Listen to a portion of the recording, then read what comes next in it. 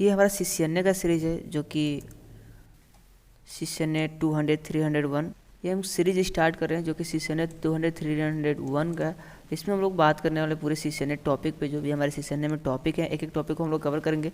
तो फर्स्ट इसमें हम लोग पहले जान लेते हैं OSI मॉडल के बारे में। OSI मॉडल क्या है, जिसे हम ओपन सिस्टम इंटरकनेक्शन मॉडल भी बोलते हैं। OSI मॉडल को क्या बोलते हैं? Open system interconnection model. First बात करते हैं OSI मॉडल की ज़रूरत क्यों पड़ी, OSI मॉडल हमें क्यों चाहिए और इसको कौन बनाया और कैसे हम इसको यूज़ करते हैं, इन सब चीज़ों को पहले हम जान लेते हैं। तो OSI मॉडल क्या है? Host to host communication model. इसे हम क्या बोलते हैं? Host to host. ये हमारा क्या है? Host to host communication model है, ठीक है। ये क्या कहते हैं? सपोज अब होस्ट किसे बोलते हैं इसको थोड़ा हम समझते हैं। जैसे कि सपोज कोई भी अगर PC हो या कोई भी अगर डिवाइस जो आप एज ए इंटरनेट में यूज कर रहे हो, जो कि हमारे डेटा को स्टोर कर रहा है, प्रोसेस कर रहा है और फॉरवर्ड कर रहा है, उसे हम होस्ट बोलते हैं।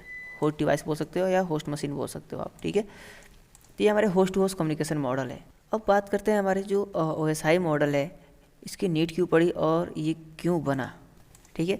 तो फर्स्ट जब हमारे पास कमर्शियल कंप्यूटर आया, जो कि जब पहले तो हमारे कंप्यूटर यूज होते थे रिसर्च और डेवलपमेंट के लिए, लेकिन जब एज ए बिजनेस कंप्यूटर जब हमारा लॉन्च किया IBM ने समथिंग 1970 के आसपास, 1970 के आसपास, तो जब IBM ने लॉन्च किया तो उसके पास कोई कम्युनिकेशन मॉडल नहीं था। यानी जो दो PC हैं वो आपस में कम्युनिकेट नहीं कर पा रहे थे, ठीक है। तो उसने क्या किया, उसने क्या किया, जब मैं ऐसे कुछ एक्सप्लेन करता हूँ आपको, उस समय क्या था, दो कम्युनिकेशन मॉडल क्रिएट किए गए। फर्स्ट कंप्यूटर के फील्ड में अगर बात करें तो हमारे एक IBM भी लगा हुआ था, IBM कंपनी, IBM। एंड उसके साथ साथ एक और कंपनी थी जो कि कंप्यूटर के फील्ड में काम कर रही थी, जो कि थी US मिलिट्री। दो कंपनियां थी। तो IBM ने क्या किया, IBM जो था उसने एक संस्था थी जिसको दे दिया कि आप हमारे लिए एक कम्युनिकेशन मॉडल क्रिएट करो, जो कि संस्था का नाम था ISO। और सेम लाइक हमारे अगर बात करें इसमें अगर यूनाइटेड स्टेट की, तो इसने भी इसका साथ दिया। एक कंपनी थी जिसने इसका साथ दिया, जो था DOD, जिसे बोलते हैं डिपार्टमेंट्स ऑफ डिफेंस। ये दोनों कंपनी ने एक एक मॉडल तैयार किया। इधर ISO ने एक मॉडल तैयार किया और इधर DOD ने भी US मिलिट्री के साथ एक मॉडल तैयार किया। तो जो हमारे ISO थे उसने तैयार किया हमारा OSI मॉडल, क्लियर है। और जो हमारा DOD था, जो डिफेंस ऑफ डिपार्टमेंट, इसने भी एक मॉडल तैयार करके दिया जिसका नाम था TCP/IP। इसने भी एक मॉडल तैयार कर दिया। यानी दोनों कंपनियां क्या थी, एज ए अपना अपना कम्युनिकेशन मॉडल तैयार करने में लगी हुई थी। तो IBM ने ISO को सौंपा कि आप हमारे लिए एक कम्युनिकेशन मॉडल तैयार करके दो। सेम लाइक यूनाइटेड जो US मिलिट्री थी उसने भी सौंपा किसको, DOD को। तो ISO ने क्या किया, OSI मॉडल को तैयार किया, जो कि 7 लेयर में होता है, 7 लेयर्स में। और जो हमारा TCP/IP था वो कितने लेयर में था, 4 लेयर्स में, क्लियर। उसके बाद हमारे जो OSI मॉडल थे, जो कि उसमें हमारे क्या थे, IS प्रोटोकॉल भी थे, कुछ प्रोटोकॉल जिसे बोलते हैं, मैं यहाँ आपको राइट करता हूँ, OSI protocol suit. Same like हमारे जो TCP/IP थे इसमें भी कुछ प्रोटोकॉल्स थे जिसे हम बोलते हैं TCP प्रोटोकॉल सूट। इसमें 7 लेयर होते हैं और इसमें जो प्रोटोकॉल हमें तैयार कर दिया वो था OSI प्रोटोकॉल सूट। और जो TCP थे उसमें 4 लेयर होते थे और उसने TCP प्रोटोकॉल सूट को तैयार किया। तो अभी के लिए हम OSI प्रोटोकॉल सूट का यूज नहीं करते हैं, हम जो यूज करते हैं TCP प्रोटोकॉल सूट को यूज करते हैं, जो कि इसमें क्या क्या आते हैं हमारे, इथरनेट आते हैं हमारे इसमें, and TCP, UDP, IPv4 and IPv6, ये सभी आते हैं हमारे TCP प्रोटोकॉल सूट में। तो अभी हम जो पढ़ने वाले हैं वो पढ़ने वाले हैं OSI मॉडल के बारे में। OSI मॉडल क्या है, क्योंकि थियोरेटिकल हम इसको पढ़ते हैं, ठीक है। तो इसमें टोटल 7 लेयर है और कौन कौन से लेयर हैं इसको हम लोग अच्छे से समझते हैं। तो मैं यहाँ पर लिखता हूँ, इससे कभी भी आपको रीड करना होगा ना तो डाउन टू अप रीड करते इसे। तो मैं यहाँ से स्टार्ट करता हूँ OSI मॉडल को, ठीक है। इसमें टोटल बात करें, इसमें तो नंबर ऑफ़ लेयर्स की अगर बात करें तो इसमें नंबर ऑफ़ लेयर जो है वो 7 है। टोटल नंबर ऑफ़ लेयर कितने, 7 है। और इसे भी कभी भी हम क्या करते हैं, डाउन टू अप रीड करते हैं, ठीक। अब 7 लेयर कौन कौन से है उसका नाम हम लोग फर्स्ट जान लेते हैं, जो कि हमारे यहाँ पे मैं राइट करता हूँ 7 लेयर हमारे कौन कौन से हैं। जो हमारा फर्स्ट लेयर है वो है फिजिकल लेयर, एंड जो सेकेंड नंबर हमारा जो लेयर है वो है हमारा data link layer, data link layer. Data link layer में क्या होता है, हमारे दो सब लेयर होते हैं जो उसके अंदर काम करते हैं ना। जैसे बोलते हैं ना कि हमारी पृथ्वी एक ग्रह है और उसके उपग्रह हैं उपग्रह हैं, वैसे सेम ये हमारे क्या है, एक लेयर है, इसके अंदर दो सब लेयर होते हैं। फर्स्ट जो लेयर सब लेयर है क्या है, LLC, जिसे हम बोलते हैं लॉजिकल लिंक कंट्रोल लेयर। और जो सेकेंड इसमें जो हमारा सब लेयर है वो है मैक, जिसे हम बोलते हैं मीडिया एक्सेस कंट्रोल लेयर। दो सब लेयर होते हैं इसमें, आपको क्लियर है ये चीज़ें। और जो हमारा थर्ड नंबर होता है एंड जो हमारे फोर्थ नंबर होते हैं वो होते हैं ट्रांसपोर्ट लेयर। एंड जो हमारे फिफ्थ नंबर होते हैं वो होते हैं सेशन लेयर। एंड जो हमारे 6 नंबर हैं जो कि लेयर 6 है वो है हमारा प्रेजेंटेशन लेयर। एंड जो हमारा 7 नंबर एंड लास्ट जो हमारा लेयर है वो है हमारा एप्लीकेशन लेयर। टोटल हमारे पास कितने लेयर है, 7 लेयर। इसको आप याद रखिए कभी भी। और इसे कभी भी हम क्या करते हैं, डाउन टू ऑपरेट करते हैं। जितने भी लेयर देख रहे हैं उसको क्या करते हैं, डाउन टू ऑपरेट करते हैं। अब एक एक लेयर का काम समझते हैं ये कैसे काम करता है। फर्स्ट हम समझते हैं कम्युनिकेशन मॉडल के लिए तैयार किया गया। नहीं, एक मॉडल ऐसा है जो कि दो पीसी आपस में कम्युनिकेट कर सके। जैसे सपोज हमारे पास एक पीसी है और एक और पीसी हम लेते हैं। यहाँ पे दो पीसी है और यहाँ पे एक स्विच से जुड़े हुए हैं ये दोनों पीसी। ये भी हमारे एक अलग नेटवर्क में है जो कि अलग स्विच से जुड़ा हुआ है। इन दोनों को एक राउटर से जोड़ते हैं। इसके पास भी एक राउटर है, इसके पास भी एक राउटर, दोनों राउटर से कनेक्टेड है कुछ इस तरीके से। उसके बाद से क्या है, इंटरनेट में कनेक्टेड है। ये हमारा इंटरनेट है।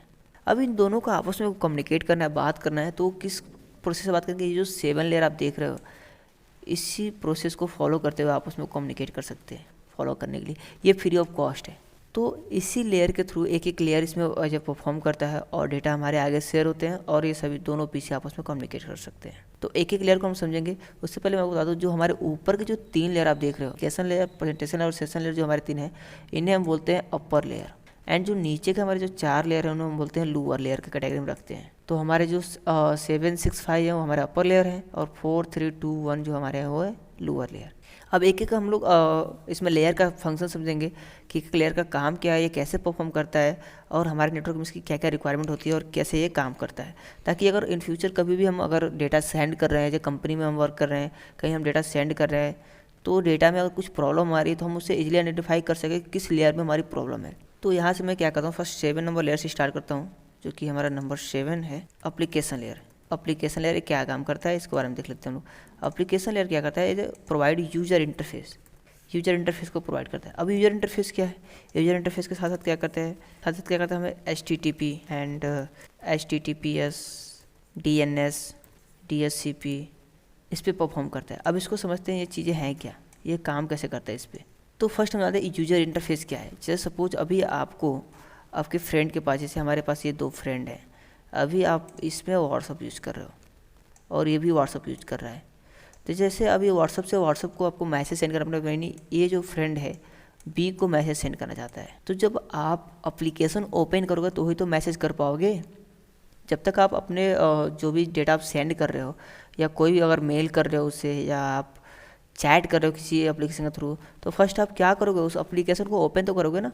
तो जब आप एप्लीकेशन ओपन करो तो क्या देगा आपको, एक यूजर इंटरफेस प्रोवाइड करेगा। यानी कि ऐसा इंटरफेस प्रोवाइड करेगा जिसपे आप उसको कमांड दे सको, उसको आप चला सको। जैसे अभी मोबाइल की मैं बात करूँ, मोबाइल में अगर आपको व्हाट्सअप ओपन करना है तो जैसे आप व्हाट्सअप ओपन करो तो आपको पास एक इंटरफेस आएगा। इससे सभी कस्टमर का जो भी आपके फ्रेंड सर्कल में जो भी लोग रहेंगे उनका कॉन्टैक्ट नंबर आएगा एंड उससे आप क्लिक करके चैट कर सकते हो। यानी क्या कर रहा है, एक इंटरफेस प्रोवाइड कर रहा है आपको। इस इंटरफेस के थ्रू आप क्या कर सकते हो, किसी को कमांड दे, अपनी जो डिवाइस है उसको आप कमांड दे रहे हो, आपके जो सॉफ्टवेयर है उसको आप कमांड दे रहे हो। ठीक है, वही अगर हम लैपटॉप की बात करें या डेस्कटॉप की बात करें तो आप उसमें क्या करोगे, ब्राउजर को, किसी ना किसी ब्राउजर को तो ओपन करोगे ही करोगे, या फायरफॉक्स हो या क्रोम हो या माइक्रोसॉफ्ट एज हो, कोई भी ब्राउजर ओपन करोगे। तो अगर आपको व्हाट्सअप वेब उसमें लॉगिन करते हो तो HTTP या HTTPS पे किसी पे वर्क करेगा।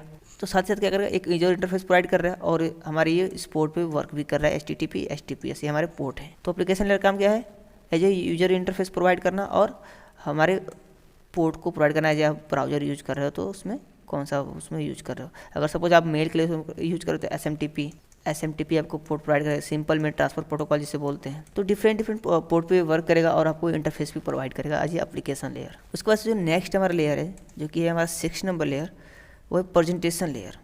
प्रेजेंटेशन लेयर हमारे कई सारे मल्टीपल बात करें तो मल्टीपल फंक्शन को अप्लाई करता है और उस पर काम करता है। ये फर्स्ट क्या करेगा, इंटरनेशनल डेटा फॉर्मेट को पता करता है कि हमारा जो डेटा सेंड हो रहा है वो किस फॉर्मेट में है। इसे बोलते हैं इंटरनेशनल डेटा फॉर्मेट। जैसे कि अगर आप अपने फ्रेंड को कोई सॉन्ग सेंड कर रहे हो, इमेज सेंड कर रहे हो, तो किस में होगा? अगर आप सपोज कोई सॉन्ग सेंड कर रहे हो, यानी बात करें म्यूजिक की, अगर हम म्यूजिक की बात करें तो म्यूजिक में क्या होगा? .mp3। अगर हम इमेज की बात करें तो इमेज में क्या होते हैं हमारे? .jpeg, .png एंड और क्या होता है हमारे इसमें? .png, .bmp। अगर आप कोई PDF भेज रहे हो, डॉक्यूमेंट्स भेज रहे हो, अगर डॉक्यूमेंट्स की बात करें तो अगर वर्ड की अगर बात करें हम इसमें डॉक्यूमेंटेशन की, तो इसमें हम क्या क्या भेज सकते हैं? .docx, .pdf। ये क्या है? हमारे इंटरनेशनल डेटा फॉर्मेट है। तो फर्स्ट क्या करेगा? हमारे ये जो इंटरनेशनल डेटा फॉर्मेट है इसको चेक करता है जो हमारा प्रेजेंटेशन लेयर कि हमारे इंटरनेशनल डेटा फॉर्मेट कौन कौन से है, उसको फॉर्मेट के चेक करता है। फिर साथ ही साथ क्या करेगा? वो डेटा को कंप्रेस करेगा। जिप भी हमारा एक डेटा कंप्रेस करता है, रार भी जो हमारा सॉफ्टवेयर है वो भी क्या करता है? डेटा को कंप्रेस करता है। यानी जितने भी आप बड़ा कोई इमेज या कोई वर्ड की फाइल या डॉक्यूमेंट्स की कोई भी फाइल हो या म्यूजिक वीडियो कुछ भी सेंड कर रहे हो, तो फर्स्ट की उसका क्या करेगा? उसको कंप्रेस करेगा, छोटा करेगा। तो उसको क्या करेगा? फर्स्ट वो छोटा करेगा, क्योंकि उसकी साइज़ को कम करेगा तो इसको आगे फॉरवर्ड करेगा। तो फर्स्ट क्या करता है? उसके साइज़ को क्या करेगा? कंप्रेस करेगा। ये नहीं कि कंप्रेस करेगा तो डेटा आपका लॉस होगा, नहीं, जितने साइज़ के डेटा है उतने साइज़ का डेटा रहेगा। लेकिन कंप्रेस करने में क्या होगा? उसकी जो एरियाज होगी, जो उसकी जो एक्चुअल एरियाज है उसको कंप्रेस कर देगा, और जैसे आप उसको एक्सट्रैक्ट करोगे जो अपने पुनः अपने रूप में आ जाएगा, उससे आपकी डेटा लॉस नहीं होती है। और साथ ही साथ ये कहते हैं इंक्रिप्शन पे भी काम करता है, इन डेटा को इनक्रिप्ट करता है। और इनक्रिप्ट किससे करता है? जिसको यूज़ करता है सीजर साइफर, जिसे बोलते हैं साइफर टेक्स्ट का यूज करता है। साइफर टेक्स्ट में हमारे दो कैटेगरी हैं, जो कि है सिमेट्रिकल और एक है असिमेट्रिकल। दो तरह के हमारे होते हैं, सिमेट्रिकल और असिमेट्रिकल, जो कि डेटा को इनक्रिप्ट करने के लिए यूज में लाता है एज हमारा साइफर टेक्स्ट। तो सिमेट्रिकल में और असिमेट्रिकल में डिफरेंट क्या है इसको जान लेते हैं हम। ये क्या करता है? सेम की का यूज करता है। क्या करेगा? सेम की का यूज करता है डेटा को कंप्रेस करने इनक्रिप्ट करने के लिए, ठीक है। लेकिन एसिमेट्रिकल क्या करता है? ये क्या करता है? की पेयर को यूज करता है। की पेयर में हमारे दो तरह के आते हैं, जो कि है एक पब्लिक की, जो फर्स्ट नंबर है वो है पब्लिक की, एंड जो सेकेंड नंबर है वो है हमारा प्राइवेट की। अब पब्लिक की से क्या होता है? एज ए पब्लिकली सबको यूज होता है, लेकिन क्या करता है? प्राइवेट की जो होते हैं हमारे, प्राइवेट की से क्या करेगा? डेटा को इनक्रिप्ट कर देगा, यानी एक ऐसा कोड जिसके द्वारा वो क्या करेगा? डेटा को इनक्रिप्ट कर देगा।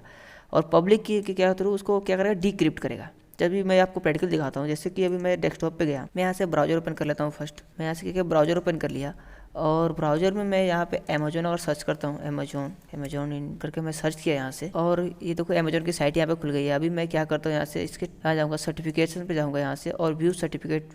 तो यहाँ आप देख सकते हैं यहाँ पे पब्लिक की हमें रिसीव हो रहा है, ठीक है। पब्लिक की सबके सिस्टम में जाता है, पब्लिक की के थ्रू ही हमारे जो डेटा आ रहे हैं वो डिक्रिप्ट होकर हमें दिखाई देते हैं। लेकिन जब ये डेटा वहाँ से आ रहा है, यानी अमेजोन सर्वर से जब डेटा हमारे पास आ रहा है, तो प्राइवेट की के थ्रू क्या है? वो इनक्रिप्टेड है, और जैसे हमारे पास रिसीव हो रहा है तो ये पब्लिक की क्या कर रहा है? उसे डिक्रिप्ट कर दे रहा है, तो जाके हमें यहाँ पे विजिबल हो रहा है। लेकिन ये जो भी डेटा हमारी आ रहे हैं अभी जो देख रहे हो, ये सभी क्या है? इनक्रिप्टेड आ रहे हैं, यानी सर्वर से हमारे पास आने के लिए बीच में क्या हो रहा है? इनक्रिप्ट हो जा रहा है। और पब्लिक की जो हमारे पास अभी यहाँ पे देखो आप अवेलेबल जो है हमारे पास पब्लिक की, उसको क्या कर रहे हैं? डिक्रिप्ट करके हमें प्रोवाइड कर रहा है, ये पब्लिक की आपकी है, ठीक है। ये होते हैं हमारे सिमेट्रिकल और सिमेट्रिकल, समझ में आया आपको। उसके बाद से जो नेक्स्ट लेयर है हमारा वो है सेशन लेयर। जो हमारा अब बात करें 5 नंबर जो हमारा लेयर है वो है सेशन लेयर। अब सेशन लेयर का काम क्या है? सेशन लेयर का भी कई सारे रोल इसमें प्ले करता है। फर्स्ट क्या करता है? Start the session and maintain the session and and the session, ठीक। ये क्या कर रहा है? सेशन को स्टार्ट कर रहा है, सेशन को मैनेज भी कर रहा है, यानी मेंटेन भी कर रहा है, और सेशन को एंड भी कर रहा है। यानी जब आप दूसरे पीसी से, जो हमारे इंटरनेट पे जो हमारे सर्वर से जब कनेक्शन को क्रिएट कर रहे हो, जब उससे कनेक्शन बना रहे हो, यानी सब यहाँ पे मैं डायग्राम भी बनाता हूँ। यहाँ पे एक पीसी है और इस एक स्विच से कनेक्टेड है और एक राउटर से कनेक्टेड है। और राउटर कहाँ है? ये किससे कनेक्टेड है? इंटरनेट से। तो अभी मैं यहाँ पे मेल सर्वर यूज कर रहा हूँ, तो यहाँ पे क्या करेगा? जो इंटरनेट में हमारा मेल सर्वर है उससे सेशन को क्रिएट करेगा। यानी फर्स्ट हमारी जो रिक्वेस्ट आएगी स्विच हमारे राउटर से रिक्वेस्ट जाएगा हमारे इंटरनेट पे, तो ये क्या करेगा? सेशन को क्रिएट करेगा। तो सेशन को स्टार्ट करता है, सेशन को मेंटेन करता है, यानी सेशन को बनाए रखता है। और जब हमारी काम पूरा होती है, जो भी हम परफॉर्म करते हैं, अगर कंप्लीट होती है, सेशन को क्या करता है? वो एंड भी करता है। और साथ ही साथ क्या करता है? डिफरेंट पोर्ट नंबर हमें प्रोवाइड करता है। क्या करता है?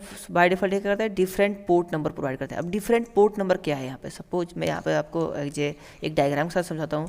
यहाँ पे पोर्ट नंबर का क्या मतलब है? सपोज आपके पास एक पीसी है, उसमें आप जब क्रोम को यूज कर रहे हो, उसमें एक टैब में आपने क्या किया? व्हाट्सअप ओपन कर लिया है। एक टैब में आपने क्या किया? यहाँ पे गूगल को ओपन कर लिया है। और एक टैब में क्या किया आपने? मेल सर्वर को भी ओपन कर लिया, तभी हम मेल के लिए काम कर रहे हैं। तो अभी हम इस पर्सन से हम क्या कर रहे हैं, मेल को ओपन किए हुए, मेल हमें सेंड करना है। तो हमारे जो डेटा यहाँ से रिक्वेस्ट आ रही है वो क्या है, एक ही आईपी जा रहा है ना, एक ही पब्लिक आईपी है, तो उसको क्या करता है, पोर्ट नंबर से डिफाइन करता है। तो यहाँ पे जितने भी हम लोग एज ए टैब ओपन किए रखे हैं यहाँ पे, जैसे कि व्हाट्सअप, गूगल और मेल, तो ये क्या है, अलग अलग डिफरेंट पोर्ट पे वर्क कर रहे हैं। हमारा व्हाट्सअप अलग, सपोज कि यहाँ पे 1055 पे एग्जांपल ले रहे हैं, ये कोई पोर्ट डेडिकेट नहीं कर, नॉर्मली मैं बात कर रहा हूँ। गूगल को अगर ये पोर्ट दे दिया है 255 दे दिया है, यहाँ पे 555 दे दिया है, यहाँ पे इसको दे दिया है मेल सर्वर को 109, सपोज ऐसे दे दिया। ये मैं ये नहीं बोला कि डेडिकेटेड यही इसका पोर्ट नंबर है, इसका पोर्ट नंबर अलग है, ठीक है। अब एग्जाम्पल समझते हैं हम लोग। तो ये क्या है, सभी डिफरेंट पोर्ट नंबर इसको प्रोवाइड किया है। तो ये जो है हमारा जो सेशन लेयर है वो पोर्ट को रीड करेगा, पोर्ट को डिफरेंट पोर्ट को प्रोवाइड भी करेगा और रीड भी करेगा कि ये जो हमारा रिक्वेस्ट है किस पोर्ट से आ रहा है। यानी अगर हम मेल को मैसेज सेंड करते हो, क्या करेगा, मेल वाले जो पोर्ट हैं उस पर मैसेज सेंड करेगा, नहीं तो उसको मालूम ही नहीं चलेगा कि हमारा डेटा किस पे भेजना है, मेल पे भेजना है, व्हाट्सअप पे। यानी अगर मेल पे भेज रहा है मेल के पोर्ट नंबर पे, तो मेल के पोर्ट नंबर पर देख पाओगे आप। अगर व्हाट्सअप पे भेज रहा है उसके पोर्ट नंबर पे, तो आप उसके व्हाट्सअप पे चेक कर पाओगे उस चीज़ को, ठीक है। ये नहीं कि आप व्हाट्सअप पे सेंड कर रहे हैं तब जाके मेल पे चेक कर लो, ऐसा नहीं। जिस पोर्ट पे वो डेटा सेंड होगा उसी पोर्ट पे आप उसको रिसीव कर सकते हो, अदर पोर्ट पे आप उसे रिसीव नहीं कर सकते हो। उसके बाद से जो हमारा नेक्स्ट लेयर है वो है हमारा फोर्थ लेयर, जो कि है हमारा वह है ट्रांसपोर्ट लेयर। जो हमारा फोर्थ है वो क्या है, ट्रांसपोर्ट लेयर। ये किस पे वर्क करता है, जो हमारे ये परफॉर्म करता है हमारे रिलेबल कनेक्शन और अनरिलेबल कनेक्शन को क्रिएट करता है। यानी हमारे किस पे वर्क करता है, ये TCP and UDP. Reliable connection का मतलब क्या है यहाँ पे, यानी अगर यहाँ से जैसे कि आप कोई चीज़ ऑर्डर करते हो, एज ए फ्लिपकार्ट, अमेजोन है, किसी भी चीज़ से अगर कोई चीज़ ऑर्डर करते हो, तो जो एज ए सर्विस जो आपको लेके आता है, जो डिलीवरी बॉय होता है, वो आपसे क्या करता है, कम्युनिकेशन करता है। आपके पास कॉल करेगा कि मैं आप कुछ ऑर्डर किए हैं, आपका मैं सामान लेके आया हूँ, प्लीज़ आप कहाँ हो। तो आप बोलता है कि अब मैं आधे घंटे में आपके पास आऊँगा, आप प्लीज़ सामान को कलेक्ट कर लेना। तो ये होता है हमारा रिलेबल कनेक्शन। एक होता है डायरेक्ट, एज आप घर पे हो, नहीं कहीं बाहर हो, आपके पास कॉल नहीं किया, सडनली सामान दे के चला गया हो, तो क्या होता है, हमारा अनरिलेबल कनेक्शन होता है। तो जो ट्रांसपोर्ट लेयर होते हैं इसमें हमारे टीसीपी और यूडीपी वर्क करते हैं। टीसीपी क्या करता है, हमारा रिलेबल कनेक्शन को क्रिएट करता है, जो पहले फर्स्ट उससे कंफर्म करें, और यूडीपी क्या होगा, आपके पास डायरेक्ट वो पैकेज देके चला जाएगा। ये होते हैं हमारे टीसीपी और यूडीपी। और साथ ही साथ हम जो हमारा ट्रांसपोर्ट लेयर है, एरर को भी करेक्शन करने का काम करते हैं, एरर करेक्शन का भी काम करते हैं। यानी कोई हमारी छोटी मोटी एरर आ रही है उसको भी रिसॉल्व करते हैं हमारे ट्रांसपोर्ट लेयर। तो इसमें मेनली अगर बात करें तो इसमें हमारे जो रोल प्ले होते हैं वो टीसीपी और यूडीपी पे होते हैं। टीसीपी क्या करता है, गारंटी देता है कि 100% जो मैं डेटा सेंड कर रहा हूँ वो 100% सिक्योर है, और 100% मैं जो कनेक्शन बना रहा हूँ वो रिलेबल कनेक्शन है। लेकिन यूडीपी आपको गारंटी नहीं देता है, इसकी 0% गारंटी होती है। जो कनेक्शन क्रिएट करा वो रिलेबल कनेक्शन है या नहीं है, इसकी कोई गारंटी नहीं होती। लेकिन जो टीसीपी का केस होता है ये 100% गारंटी के साथ काम करता है कि हाँ, हमारे पास जो कनेक्शन जो हम ट्रांसपोर्ट ले जो सामान लेके जा रहे हैं या लेके आ रहे हैं वो 100% रिलेबल रहेगा, इसमें कोई प्रॉब्लम नहीं है। लेकिन टीसीपी यूडीपी क्या करता है, ये अनरिलेबल कनेक्शन क्रिएट करता है, इसमें कोई गारंटी नहीं होती है। उसके बाद से जो नेक्स्ट लेयर है, जो हमारा थर्ड लेयर है, वो है हमारा नेटवर्क लेयर। एंड जो हमारा नेटवर्क लेयर होता है ये दो तरह के हमारे प्रोटोकॉल्स पे काम करता है। फर्स्ट जो है हमारा routing protocol and routed protocol. दो तरह के प्रोटोकॉल पे हमारे वर्क करता है जो हमारा नेटवर्क लेयर। तो जो फर्स्ट वन है राउटिंग प्रोटोकॉल।